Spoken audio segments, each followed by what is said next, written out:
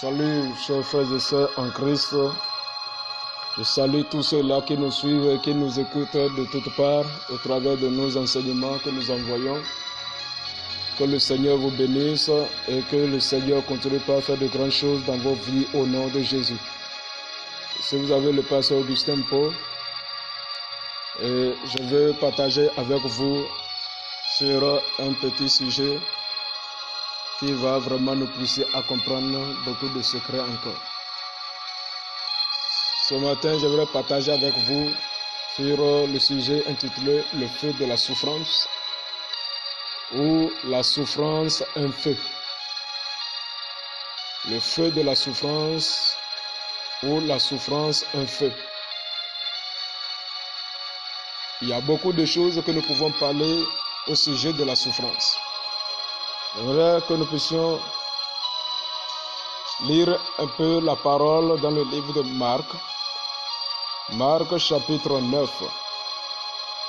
À partir du verset 43, vous allez voir jusqu'au verset 47.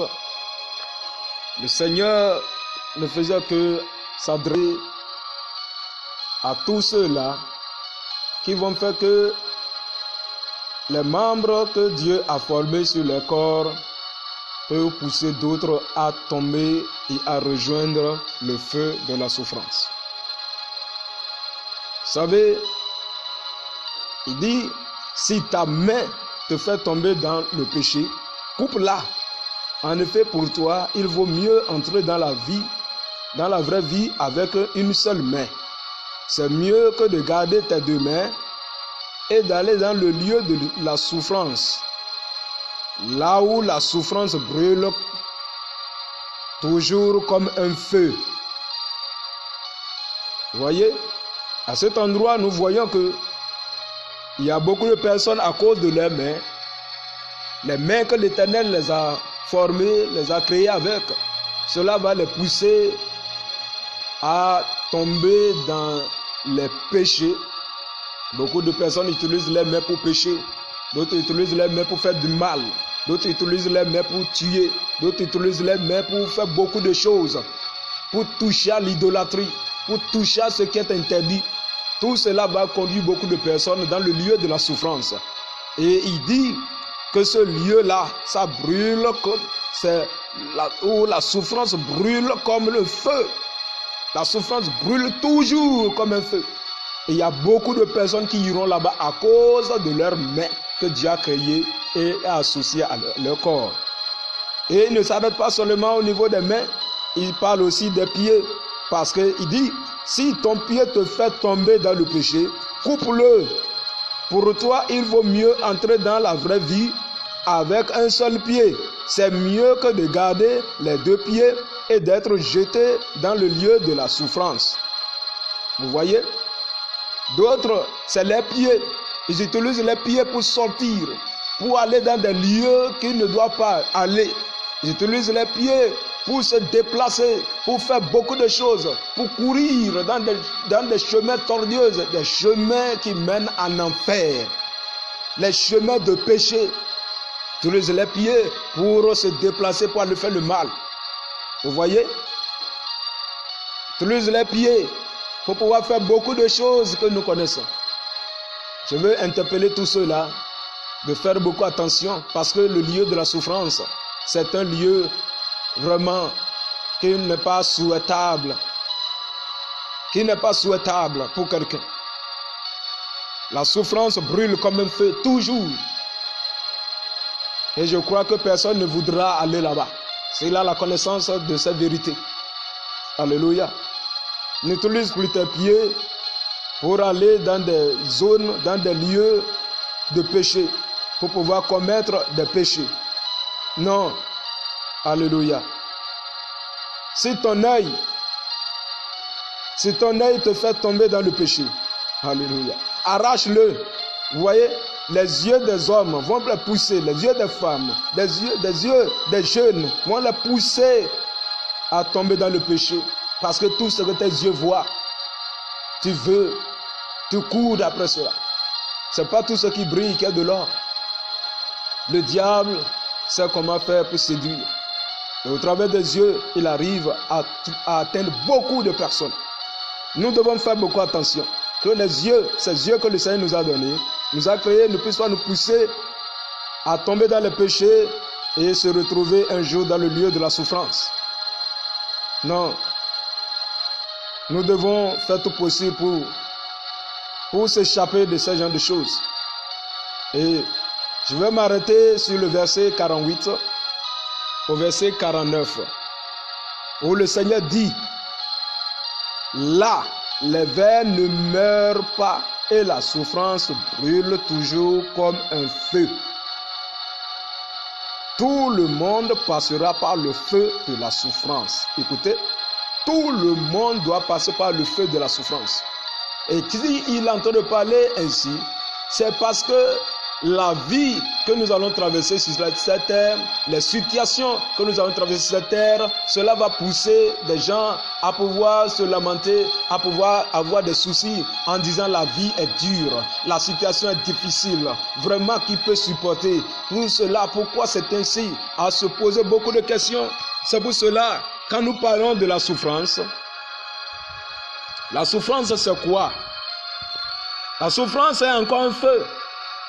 Oui, la souffrance, c'est encore un feu qui nous brûle. Vous savez, quand nous parlons de la souffrance, ce n'est pas quelque chose de joie. La souffrance, c'est quelque chose qui est question de tristesse, d'amertume, de chagrin,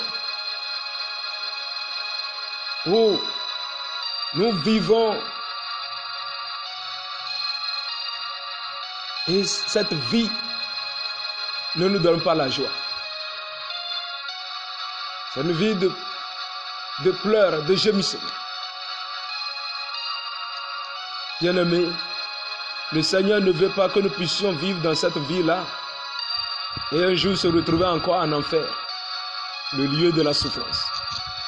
Les situations qui viennent pour nous éprouver, pour nous sanctifier, nous devons faire preuve de notre foi envers le Seigneur. Nous devons demeurer dans la vérité et dans la parole de la vérité.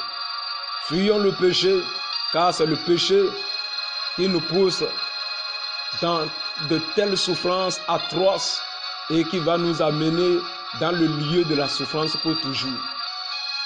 Nous devons se donner à pouvoir fuir vraiment la souffrance éternelle. La souffrance éternelle, le lieu où si quelqu'un y entre, il ne peut plus sortir. Il y a tellement de choses à dire au sujet de la souffrance. C'est pour cela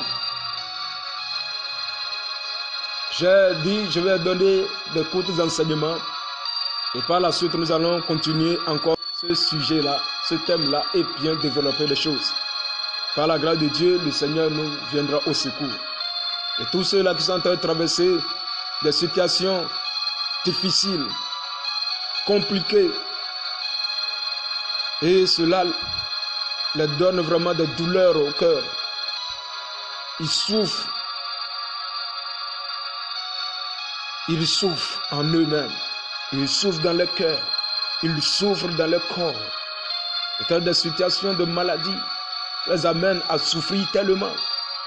Et cela, je vais illustrer un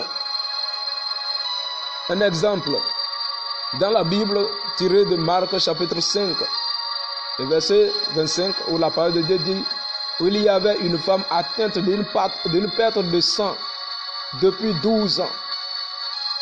Elle avait beaucoup souffert, vous entendez la souffrance, entre les mains de plusieurs médecins. Elle avait dépensé tout ce qu'elle possédait et elle n'avait éprouvé aucun soulagement, mais étant allée plutôt en empirant. Ayant entendu parler de Jésus, elle vint dans la foule par derrière et toucha son vêtement. Car elle disait, si je puis seulement toucher les vêtements de Jésus, je serai guéri. Alléluia. Au même instant, la perte de sang s'arrêta. Et elle sentit dans son corps qu'elle était guérie de son mal. Bien-aimés frères en Christ, vous connaissez la suite. Jésus a demandé, mais qui m'a touché? Cette femme avait touché les vêtements de Jésus par la foi. Elle avait la foi. C'est pour cela qu'elle est allée vers Jésus. Et je veux dire à quelqu'un qui est en train de t'enseignement, si tu veux vraiment sortir de cette vie, de ce feu de la souffrance, de la souffrance qui est comme un feu pour toi, la souffrance de cette vie, la souffrance du péché, à cause du péché que tu es en train de vivre, une vie de souffrance, une vie d'amertume, sache que tu dois te tourner vers Jésus.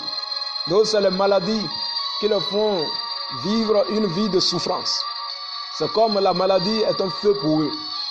Et le Seigneur dit, tout le monde va passer par le feu de la souffrance.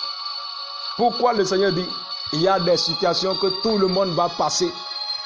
Tout le monde va traverser cela. Il n'y a pas quelqu'un qui va dire, ne peut pas traverser cette jeunesse, cette situation. De la manière que l'homme naît, il devient enfant. Et après cela, il traverse l'enfantillage. Il traverse, l'enfantillage et il rentre dans la jeunesse. Après la jeunesse, il rentre dans le camp des adultes. Et c'est ainsi de suite. Tout le monde doit traverser des situations. Il y a des situations de la vie qui nous font vraiment transpirer, qui nous font souffrir. D'autres, c'est des maladies. D'autres, c'est des attaques. D'autres, c'est des malédictions. D'autres, c'est les envoûtements. D'autres, c'est plusieurs choses qui viennent et tout le monde doit traverser par cette situation. Seul celui qui se confie en Jésus pourra être sauvé, pourra être délivré. Aujourd'hui, je t'invite à donner ta vie à Jésus encore. Je te prie de donner ta vie à Jésus. Comme cette dame qui a souffert, elle a dépensé tout son argent par la souffrance. Avant de devenir quelqu'un dans la vie, tu dois souffrir. Avant de traverser, des situations pour rentrer dans ton pays Canaan, il y a des souffrances que tu vas vraiment endurer. Il y a des situations que tu vas traverser, des étapes de vie, de souffrance. C'est pour cela que le Seigneur nous invite à pouvoir compter sur lui, à mettre notre foi sur lui et à pouvoir tout surmonter par la foi. Si tu as la foi, le Seigneur interviendra. Le Seigneur mettra sa main puissante. Il va étendre sa main et cette situation de vie que tu traverses ne sera pas un feu pour toi.